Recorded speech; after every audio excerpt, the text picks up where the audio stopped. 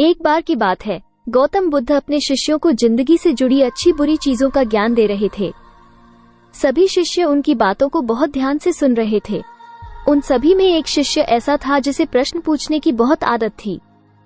वो उठकर गौतम बुद्ध के पास गया और उनसे बोला, आप हमें जिंदगी के बारे में जो कुछ सिखा रहे हैं उस सब का क्या फायदा, क्योंकि हम में से बहुत से बच्चों को ये भी नहीं पता कि हमारे जीवन का मूल्य क्या है और ये जीवन हमारे लिए कितना कीमती है।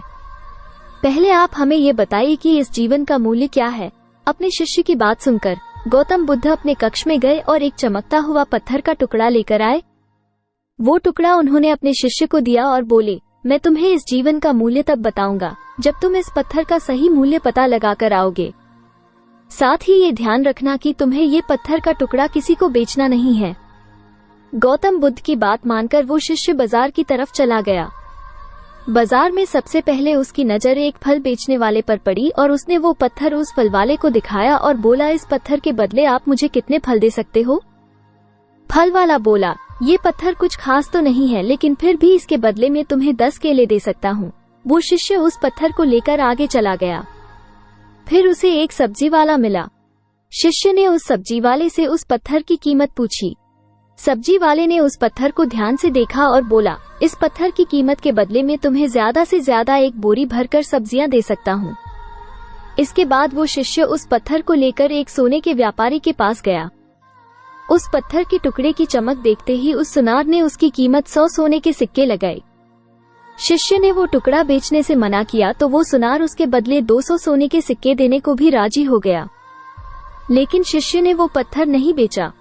इसके बाद वो शिष्य एक हीरो के व्यापारी के पास गया और उनके सामने उसने वो पत्थर के टुकड़े को रख दिया। उस पत्थर को देखते ही हीरो के व्यापारी ने एक साफ कपड़ा बिछाया, उस पत्थर को उसके ऊपर रखा, फिर उसकी परिक्रमा की और हाथ जोड़कर उस पत्थर को कपड़े में लपेटते हुए वो बोला, तुम जिसे मामूली पत्थर समझकर उसकी कीमत पूछ रहे हो, असल में ये एक बेशकीमती रूबी है। ऐसा रूबी हर किसी को नहीं मिलता। मैं अगर अपना सब कुछ बेच भी दूं तो भी इसकी कीमत नहीं चुका सकता। उस व्यापारी की बातें सुनकर वो शिष्य हैरान हो गया। वो दौड़ा दौड़ा सीधा बुद्ध के पास आया और उन्हें उसने जो कुछ भी बाजार में हुआ वो सब बताया। उसकी अचरज भरी बातें सुनकर गौतम बुद्ध बोले, तुम्हारे सवाल का जवाब इस रूबी की कीमत में ही छिपा है। हमारा जीवन भी एक रूबी है, रूबी की तरह ये भी बेशकीमती है, लेकिन हम इस बात को हमेशा नजरअंदाज करते हैं और अपने जीवन का मूल्य नहीं समझते। हम दूसरों को देखकर और उनके जैसा जीवन जीने की कोशिश में अपने जीवन की कीमत को कम कर देते हैं।